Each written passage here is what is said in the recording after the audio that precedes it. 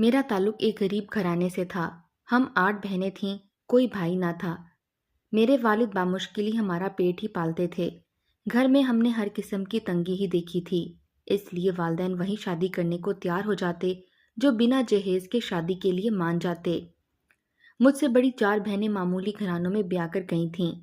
मैं अभी 16 ही बरस की हुई थी कि जब हमारे पड़ोस में एक शादी आ गई। मैं थी तो 16 बरस की, लेकिन थी बेहद हसीन। मुझ में बचपना बहुत ज्यादा था। अभी तक मैं मोहल्ले की गली में बहनों के साथ खेला करती थी।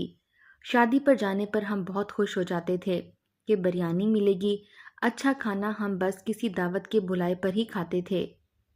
हमारे पड़ोसियों ने शादी एक खाली जगह पर किनारे लगाकर अच्छा सा इंतजाम किया था, और वो जगह मेन रोड के अतराफ बनी हुई थी। जब बारात आई तो ढोल बजने लगा, लोग भंगड़े डालने लगे, और जब दूल्हे के घर वालों ने इस पर पैसे उछालने शुरू किए तो मुझसे रहा नहीं गया। मैं भी अपनी छोटी बहनों के साथ वहां से पैसे उठाने लगी। ये सब वाकया बारात की आमद पर हुआ था, इसलिए मेन रोड पर गाड़ियों का रश बढ़ गया था, क्योंकि बारात के आ जाने से गाड़ियों को जाने का रास्ता नहीं मिल रहा था। जब पैसे पकड़ते हुए मैं एक गाड़ी से टकराकर गिर गई थी। इस गाड़ी ने फौरन से ब्रेक लगाई थी, लेकिन मैं गाड़ी से टकराकर गिर गई थी। बारात अब अंदर जा चुकी थी। मेन रोड पर लगा रश भी छट गया था। एक खातून इस गाड़ी से बाहर निकली और मुझसे पूछने लगी कि मुझे कहीं चोट तो नहीं आई। चोट तो मुझे नहीं आई थी, लेकिन मैंने सोचा कह देती हूँ कि मुझे चोट आई है और वो मुझे पैसे दे दे तो मैं पट्टी करवा लूंगी। मैंने इस खातून से यही कहा था, लेकिन मुझे नहीं पता था कि वो मुझे ज़बरदस्ती हॉस्पिटल ले जाएगी। मेरी कोहनियों पर हल्की सी खराशें लगी थीं, जिसे एक नर्स डिटोल से साफ कर रही थी। वो औरत मुसलसल मुझे देखी जा रही थी। न जाने वो क्यों मुझे ऐसे देख रही थी। वापसी पर वो मुझसे मेरे घर के बारे में पूछने लगी कि मैं कहाँ रहती हूँ। मैंने इसे अपने घर का पता बताया तो वो मुझे घर छोड़कर चली गई। मैं घर में दाखिल हुई तो अम्मा मुझसे पूछने लगी कि तुम कहाँ थी। मैंने सारी बात बता दी थी। बात आई गई हो चुकी थी, लेकिन उस वक्त मेरी हैरत की इंतहा न रही थी जब चंद दिन बाद वही औरत हमारे घर अपने बेटे का रिश्ता लेकर आ गई। मैं सब बहनों में बेहद हसीन थी, इसलिए जब मेरा रिश्ता एक अच्छे खाते पीते घराने से आया तो मुझे अपने कानों पर यकीन नहीं आया था। वो औरत कहने लगी कि मुझे देखकर ही वो मुझ पर फरिफ्ता हो गई थी, इसलिए मुझे बहू बनाना चाहती थी। मैं तो खुद को खुश नसीब समझ रही थी। मेरा दिल उस वक्त एक नई लहर पर धड़क रहा था जब इस औरत ने कहा कि इसे लड़की पसंद है, इसलिए अगले रोज इनका बेटा भी साथ आएगा, और अगर इनके बेटे को नूर पसंद आ गई तो वो लोग मंगनी की अंगूठी भी पहना देंगे। मैं तो ये सुनकर ही हवाओं में उड़ने लगी थी। मेरी छोटी बहनें मुझे हसरत भरी नजरों से देख रही थीं। हालांकि मेरी शादी के बारे में अभी मेरे माँ बाप का कोई इरादा ना था, लेकिन मेरी माँ इतना अच्छा रिश्ता हाथ से जाने नहीं देना चाहती थी। इसलिए जब हमारे पासमानदा से इलाके के तंग गलियों के मकान के सामने बड़ी सी गाड़ी खड़ी हुई तो हमारे मोहल्ले वालों ने हैरत का इजहार किया था। मुझे अम्मा ने नया जोड़ा पहनाया था और ये कहा था कि मैं ज़्यादा बातें ना करूं, बस चुपचाप बैठी रहूं। ड्राइंग रूम में जाने से पहले मेरा दिल बड़े ज़ोरों से धड़क रहा था कि न जाने वो लड़का देखने में कैसा होगा। बड़ा घर गाड़ी होने के बावजूद भला वो लोग मुझसे अपने बेटे की शादी क्यों करना चाहते हैं। इन्हें तो कोई भी खूबसूरत और हसीन लड़की मिल सकती थी। हो सकता है लड़का काला और बदसूरत हो, इसे कोई भी रिश्ता देने को तैयार ना हो, इसलिए वो लोग मुझ जैसी गरीब लड़की के घर रिश्ता करने चले आए थे। अगर वो लड़का ठिगना काला मोटा बदसूरत जैसा भी होता, मेरी माँ इनकी शान शौकत देखकर मेरी शादी इन लोगों में कर देती। ये सोचकर मेरा दिल बुझ सा गया था। लेकिन जब मैं ड्राइंग रूम में दाखिल हुई तो वहां एक मॉडर्न सी फैमिली बैठी थी। 2 औरतें थीं। इनमें एक वही औरत थी जिसकी गाड़ी से मैं टकराई थी। इनके बालों की तराश खराश नए अंदाज से हुई हुई थी।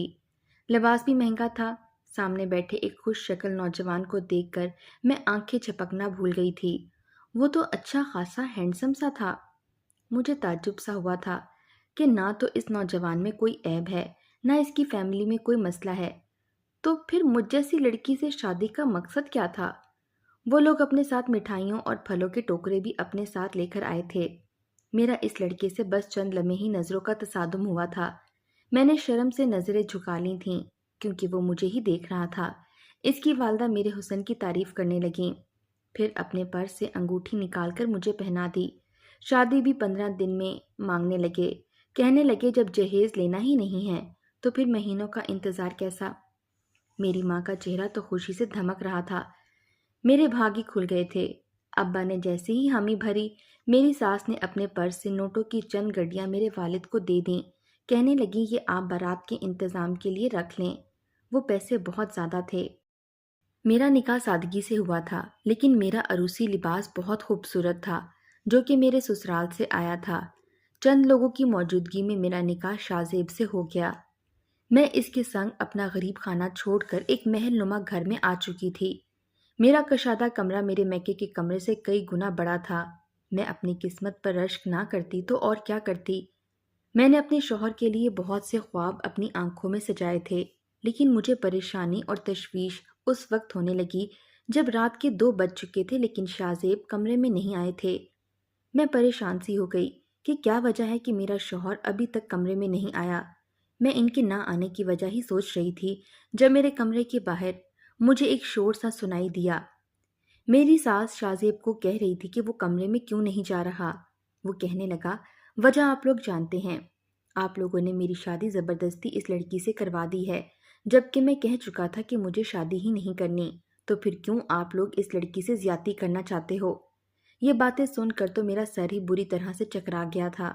تو کیا شاہ زیب اس شادی پر رضامند ہی نہیں تھے؟ تو پھر ان کے گھر والوں نے کیوں میری ان سے شادی کروائی تھی؟ میری ساس بار بار میرے شوہر کو کمرے میں بھیج رہی تھی۔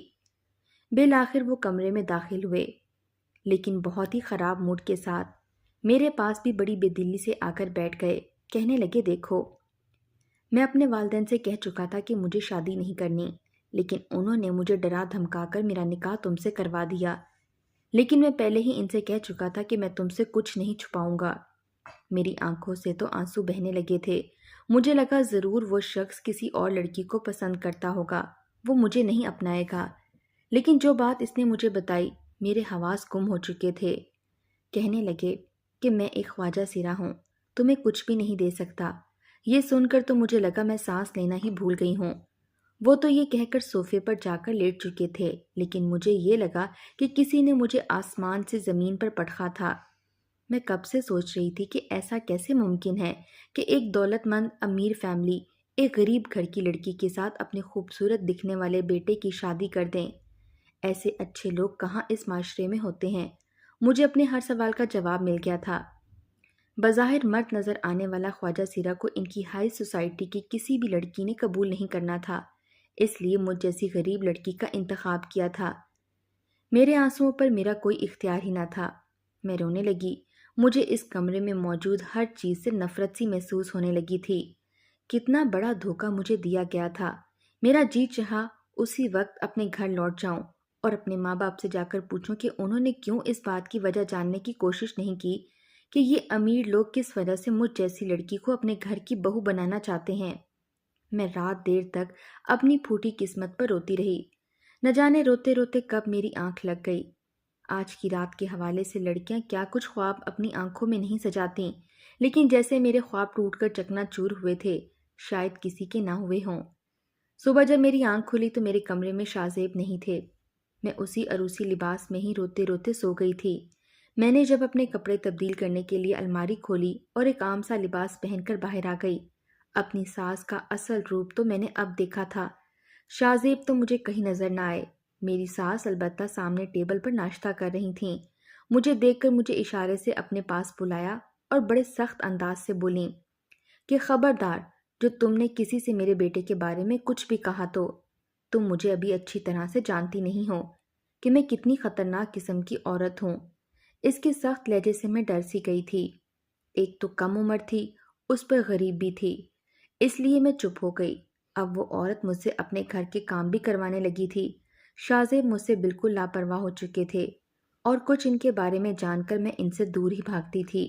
وہ گھر آتے تو میں کچن میں چلی جاتی، وہ خود بھی مجھے نظر انداز کرتے۔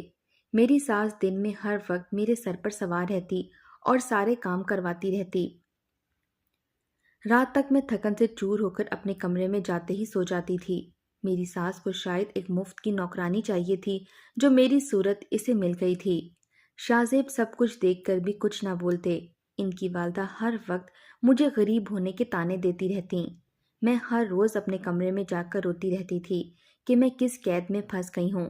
ہم لوگ بھی امیر رشتہ دیکھ کر خدا کی عنایت سمجھنے لگتے ہیں۔ بڑے گھر، گاڑی، بینک بیلنس کو ہمارے معاشرے میں خوش نصیبی سے مشروط کر دیا گیا ہے، حالانکہ سچی خوشی غریب گھر میں بھی مل جاتی ہے۔ میرے گھر والوں کو بھی مجھ سے میری ساس ملنے نہ دیتی، انہیں باہر گیٹ سے ہی واپس لوٹا دیتی تھیں۔ میں بے حد اداس سی رہنے لگی تھی۔ میں ایک لڑکی تھی، کچھ خواہشات اور جذبات فطری طور پر اپنے اندر رکھتی تھی، اس لیے جب بھی شاہزیب کو دیکھتی تو میرا دل دکھی ہونے لگتا۔ میں یہ سوچنے لگتی کہ میں کیسے ساری زندگی اس شخص کے ساتھ زندگی گزار سکتی ہوں جو میری فطری خواہش پوری کرنے سے قاصر ہے۔ ایک دن صبح اٹھتے ہی مجھے بخار سا محسوس ہو رہا تھا۔ نکاہت کی وجہ سے مجھ سے کوئی کام بھی نہیں ہو پا رہا تھا، لیکن میری ساس بہت ہی بےحس تھی، یہ جاننے کے باوجود بھی کہ میں بخار میں تپ رہی ہوں۔ مجھ سے برتن دھلوا رہی تھی، میں برتن دھو رہی تھی، جب چکر آنے کی وجہ سے میرے ہاتھ سے شیشے کا ایک گلاس ٹوٹ گیا۔ میری ساس کچن میں آ گئی، مجھ پر غصہ کرنے لگی کہ اندھی ہو کر کام کرتی ہو، میرے بہت مہنگے واٹر سیٹ کا گلاس تم نے توڑ دیا ہے۔ ایک زوردار تھپڑ اس عورت نے میرے منہ پر مار دیا کہ میں اپنا توازن برقرار نہ رکھ پائی اور زمین پر گر گئی۔ جیسے ہی میں زمین پر گری، ٹوٹے ہوئے کانچ میرے ہاتھ پر گہری زخم کر گئے۔ اس شور پر شاہزیب جو لاؤنج میں ٹی وی دیکھ رہے تھے کچن میں آ گئے۔ میرے ہاتھ سے خون بہہ رہا تھا، میں رونے لگی۔ بے اختیاری وہ میری طرف بڑھے تھے، میرا ہاتھ پکڑا اور اپنی والدہ کو گھورنے لگے، کہنے لگے ایک گلاس ہی تو ٹوٹا تھا نا، اس سے کون سی قیامت آ گئی تھی؟ پہلی بار وہ شخص میری خاطر بولا تھا۔ میری ساس کہنے لگی، خبردار جو تم نے اس کم ذات لڑکی کے لیے مجھ سے زبان بھی چلائی تو۔ میری ساس کی بات سن کر وہ بھی غصے سے کہنے لگے، میری بیوی ہے، کیوں نہ میں بولوں؟ میں نے پہلی بار انہیں اپنے لیے اپنی والدہ کے سامنے بولتے دیکھا تھا۔ میری ساس بھی حیران تھی۔ انہوں نے مجھے سہارا دے کر کھڑا کیا، اپنی جیب سے رومال نکال کر میرے زخم سے بہتے خون کو صاف کرنے لگے۔ میری ساس کہنے لگی، تم یہ شادی نہیں کرنا چاہتے تھے، اس لیے اب اس معاملے سے دور رہو۔ وہ کہنے لگے، آپ ہی کی خواہش پر میں نے نکاح کیا تھا۔ ایک تو آپ نے اس معصوم لڑکی پر یہ ظلم کیا کہ اسے میرے ساتھ بیاہ دیا، اس پر اسے غلام بنا کر رکھ لیا ہے، اتنے تیز بخار میں بھی آپ اسے کام کروا رہی ہیں۔ میں کئی ماہ سے آپ کو یہ سب کرتے دیکھ رہا ہوں، لیکن آج میری بھی برداشت جواب دے گئی ہے۔ یہ میری بیوی ہے، اس لیے اسے اس گھر میں وہی عزت ملنی چاہیے جس کی یہ حقدار ہے۔ میں شاہزیب کا یہ روپ دیکھ کر حیران ہوئی تھی۔ وہ مجھے کمرے میں لے گئے، میرے ہاتھ پر بینڈیج کی اور مجھے ڈاکٹر پر لے گئے۔ دوائیاں اور کھانے پینے کی چیزیں میرے کمرے میں رکھ کر کہنے لگے، کوئی ضرورت نہیں تمہیں کوئی کام کرنے کی، تم آرام کرو۔ چند ہی دنوں میں ٹھیک ہو چکی تھی۔ میری ساس نے دوبارہ مجھ سے کچھ نہ کہا تھا۔ ٹھیک ہی کہتے ہیں کہ عورت کو سسرال میں عزت دلوانا اس کے شوہر کا ہی کام ہے۔ ایک رات میں ایسے اپنے کمرے میں بیٹھی تھی، مجھے اپنے اکیلے پن کا احساس شدت سے ہونے لگا تھا۔ میں اپنے جذبات کے ہاتھوں جب بے بس سی ہونے لگتی تھی تو رونے لگتی کہ اچانک سے شاہزیب میرے کمرے میں آ گئے۔ انہیں دیکھ کر میں کچھ گھبرا سی گئی۔ میں اپنے آنسو صاف کرنے لگی، وہ میرے پاس آ کر بیٹھ گئے تو میں کچھ پیچھے ہٹ گئی۔ مجھے یوں خوفزدہ دیکھ کر بولے، مجھ سے کیوں اتنا ڈر رہی ہو؟ میں اس قابل نہیں ہوں کہ تمہیں کوئی بھی نقصان پہنچا سکوں، بس مجھے تمہیں دیکھ کر بہت دکھ ہوتا ہے۔ میری والدہ تمہارے ساتھ اچھا نہیں کرتی، تمہیں ایک ملازمہ بنا کر رکھا ہے۔ میں نے بہت چاہا تھا کہ وہ مجھ سے ایسی کوئی بھی زیادتی کسی بھی لڑکی کے ساتھ نہ کروائیں جس سے اس کی زندگی برباد ہو، لیکن وہ باز نہیں آئیں۔ میں نے بہت نظر انداز کرنا چاہا کہ وہ تمہیں کیسا رکھتی ہیں اور کیسا نہیں، لیکن اب مجھے ان کا رویہ تمہارے ساتھ دیکھ کر بہت دکھ ہوتا ہے۔ تم واقعی بہت خوبصورت ہو اور اب تو مجھے بھی اچھی لگنے لگی ہو۔ میں چاہتا ہوں کہ آج سے ہم دوستوں کی طرح سے زندگی گزاریں۔ وہ بہت دھیمے لہجے میں مجھ سے کہہ رہے تھے۔ اس کے بعد سے شاہزیب میرے کمرے میں ہی رہنے لگے۔ مجھے ایک شوہر تو نہ مل سکا، لیکن ایک ہمدرد دوست ضرور مل گیا تھا۔ میں اب پوری عزت سے اس گھر میں رہنے لگی تھی۔ وقت بڑی تیزی سے گزرنے لگا، 10 سال بیت چکے تھے۔ میری ساس بھی انتقال کر چکی تھیں۔ میں نے اپنے جذبات کو اپنے اندر ہی دفن کر دیا تھا۔ کیونکہ میں جانتی تھی کہ مجھے زندگی یوں ہی جینی ہے، لیکن ایک عورت ہونے کے ناطے اولاد کی خواہش کبھی کبھی مجھے بے چین سا کر دیتی تھی۔ چھوٹے بچوں کو دیکھ کر میں بے ساختہ انہیں پیار کرنے لگتی۔ شاہ زیب کو میں نے بہت کہا کہ ہم ایک بچہ یتیم خانے سے لے لیتے ہیں، لیکن وہ مانے ہی نہیں۔ میرے شوہر چند دن کے لیے بیرون ملک کام کے سلسلے میں گئے تھے، جب ایک بار ایک فقیر میرے بنگلے کے باہر آنے لگا۔ میں اس وقت لاؤنج کے پودوں کا ہی خیال رکھ رہی ہوتی تھی۔ میں نے اپنی خواہشات سے منہ موڑ کر باغبانی میں دل لگانا شروع کر دیا تھا، اس لیے اب بھی پودوں کو ہی پانی دے رہی تھی۔ جب مجھے چوکیدار نے کہا کہ ایک فقیر باہر آیا ہے، کھانا مانگ رہا ہے، میں نے چوکیدار سے کہا کہ اسے اندر بلا کر کھانا کھلا دو۔ چوکیدار نے اس فقیر کو اندر بلا لیا۔ وہ شخص لمبے بال، بڑی سی داڑھی اور ہرا چولا پہنے لان میں ہی بیٹھ گیا۔ جب تک وہ لان میں بیٹھا کھانا کھاتا رہا، مجھے ہی دیکھتا رہا، پھر جانے سے پہلے کہنے لگا کہ تمہیں خدا اولاد ضرور نوازے گا۔ یہ سن کر مجھے حیرت ہوئی تھی۔ میں نے کہا، آپ کو کیسے پتا کہ میری کوئی اولاد نہیں؟ وہ کہنے لگا، مجھے اللہ کے حکم سے کچھ باتوں کا پتہ چل جاتا ہے۔ میں نے کہا، میں کبھی ماں نہیں بن سکتی کیونکہ میرا شوہر اس قابل نہیں ہے۔ میری بات سن کر اس نے ایک پڑیا مجھے دی، کہنے لگا اسے رات کو کھا لیا کرو، پھر دیکھو کیسے تم صاحب اولاد ہو جاؤ گی۔ یہ بہت خاص دوا ہے۔ مجھے اس بات پر ایسا کوئی یقین تو نہ تھا، لیکن میں نے اس فقیر سے وہ پڑیاں لے لیں۔ اس نے کہا تھا کہ میں رات کو دودھ کے ساتھ اسے کھا کر سو جاؤں۔ میں نے ایسا ہی کیا۔ وہ فقیر روز میرے گھر آنے لگا، روز مجھے ایک پڑیا دیتا اور چلا جاتا۔ رات کو وہ پڑیا کھاتے ہی مجھے گہری نیند آ جاتی تھی، لیکن جب میں صبح اٹھتی تو سر بھاری سا ہونے لگتا۔ وہ فقیر 7 دن مجھے وہ پڑیا دینے آتا رہا، اس کے بعد وہ چلا گیا۔ دوبارہ میں نے اس فقیر کو وہاں نہیں دیکھا۔ چند دن بعد شاہ زیب بھی بیرون ملک سے لوٹ آئے تھے۔ میرے لیے بہت سے تحائف لائے تھے۔ کہنے لگے، اگلی بار تمہیں بھی UK کی سیر کروانے لے جاؤں گا۔ ٹھیک 1 ماہ بعد میری طبیعت خراب سی ہونے لگی۔ میں ڈاکٹر کے پاس گئی تو جو خبر اس نے مجھے سنائی، میں سن کر دنگ رہ گئی تھی۔ اس فقیر کی بات تو سچ نکلی تھی۔ میں کیسے کسی بچے کی ماں بن سکتی تھی؟ کیونکہ میرا شوہر تو ایک خواجہ سرا تھا اور اس وقت وہ بیرون ملک میں تھا۔ میں اسی الجھن کا شکار رہنے لگی تھی۔ اگر یہ خبر میرے شوہر کو ہو گئی تو میں کیا جواب دوں گی؟ کہ میں کیسے حاملہ ہو سکتی تھی؟ میں نے چوکیدار کو کہا کہ وہ اس فقیر کو کبھی آس پاس دیکھے تو میرے پاس لے آئے۔ چند دن بعد مین دروازے پر شور سا مچ رہا تھا، جیسے چوکیدار سے کوئی لڑ رہا ہو۔ میں جب باہر پہنچی تو وہ فقیر چوکیدار سے جھگڑ رہا تھا۔ فقیر مجھ سے ملنے کے لیے اندر آنے کا کہہ رہا تھا اور چوکیدار کہہ رہا تھا کہ بنا بیگم صاحبہ سے پوچھے ملنے نہیں دوں گا۔ میں نے کہا، اسے اندر آنے دو۔ وہ فقیر اندر داخل ہو گیا۔ میں اسے یہ پوچھنا چاہ رہی تھی کہ میں کیسے حاملہ ہو گئی، لیکن یہ بات ابھی میں نے پوچھی ہی نہ تھی کہ وہ فقیر کہنے لگا کہ مجھے پتا ہے کہ تم حاملہ ہو چکی ہو۔ پھر کہنے لگا، میں تمہیں نشے کی پڑیاں دیتا تھا اور رات کو تمہارے کمرے کی کھڑکی سے تمہارے پاس آتا تھا۔ اب تم میرے بچے کی ماں بننے والی ہو، اس لیے جیسے ہی تمہیں اولاد ہوگی تم مجھے میری اولاد واپس کر دینا۔ میں نے کہا، ایسا کچھ نہیں ہے۔ وہ کہنے لگا، میں تمہارے شوہر کو بتا دوں گا، ورنہ تم رات کو مجھے اپنے پاس آنے دو۔ میں نے کہا، تم نے میرے ساتھ گناہ کیا ہے اور مجھے بے ہوش کر کے مجھ سے زنا کیا ہے، اس کا عذاب تمہیں ہی ہوگا، لیکن ہوش و حواس میں میں کبھی یہ گناہ نہیں کر سکتی۔ وہ کہنے لگا، تمہارا شوہر تمہاری خواہش پوری نہیں کر سکتا، پھر تم کیوں ایک چور راستہ نہیں اپنا لیتی؟ میں نے کہا، میں مر کر بھی اپنے شوہر سے بے وفائی نہیں کروں گی، میں کل ہی اس بچے کو ضائع کروا دوں گی۔ وہ فقیر کہنے لگا کہ میں تمہارے شوہر کو سچ بتا دوں گا۔ یہ کہہ کر وہ چلا گیا۔ یہ سب سن کر میں بے حد پریشان ہوئی تھی۔ وہ اگر اصلیت میرے شوہر کو بتا دیتا تو میں کیا جواب دیتی؟ کہ جب مجھے پتا تھا کہ میرا شوہر اس قابل نہیں ہے تو میں نے کیوں کسی سے کوئی ایسی چیز لے کر کھائی؟ ایک بار میں اور شاہ زیب لاؤنج میں بیٹھے تھے جب چوکیدار نے آ کر کہا کہ صاحب جی، ایک فقیر آپ سے ملنا چاہتا ہے۔ یہ سننا تھا کہ مجھے لگا میرے وجود سے کسی نے روح کھینچ لی ہو۔ میں نے اپنے شوہر سے کہا کہ آپ کسی فقیر سے نہیں ملیں گے۔ وہ کہنے لگے، کیوں؟ جب وہ فقیر مجھ سے ملنا چاہتا ہے تو میں کیوں نہ ملوں؟ میں رونے لگی تھی۔